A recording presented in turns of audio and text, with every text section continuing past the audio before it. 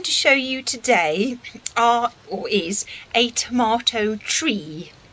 I got this from Victoriana, and it grows quite tall actually, so it needs to be put in a pot, and it will last, but they do get quite, what's the word, enthusiastic, so they need to be controlled. A little bit like children really, but there we go. Anyway, so I'm going to show you each stage of when I do one of these. So if you want to grow them, please do. They look very interesting, which is clearly why I'm growing it. So I'll just show you how to sow them. Now I'm going to sow them in just in a 3-inch pot because there aren't many of them in here. But I don't think you need many. They are exactly the same as tomato seeds, but they're just a slightly different colour. They're kind of a pinky, a dusky pink, which look very, very sweet. So all I'm going to do, I think there's about 10 in here, all I'm going to do is put some multi-purpose compost in a 3-inch pot.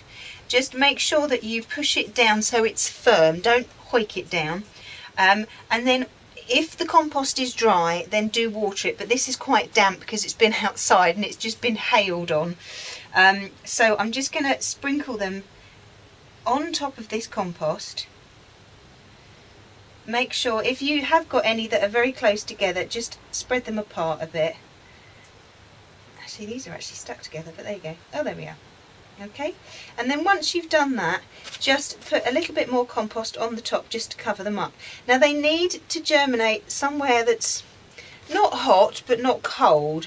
I'm going to, because it's still really cold here, even though it's the middle of March,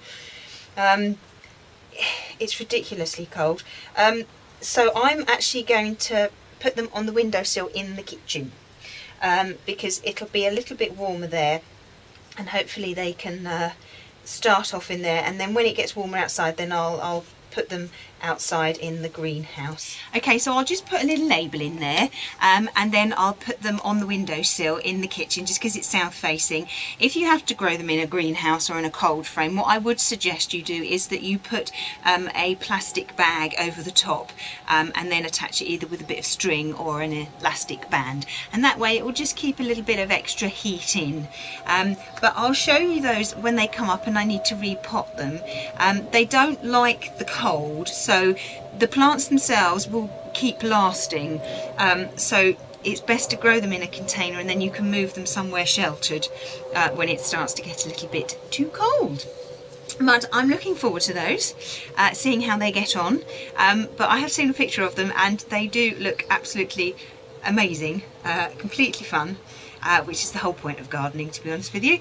But there we go. So I'll let you know how those get on, and if you want to, give them a try. We'll put a link at the bottom so that you know where to get them from. All right then, I'll see you soon. Bye bye.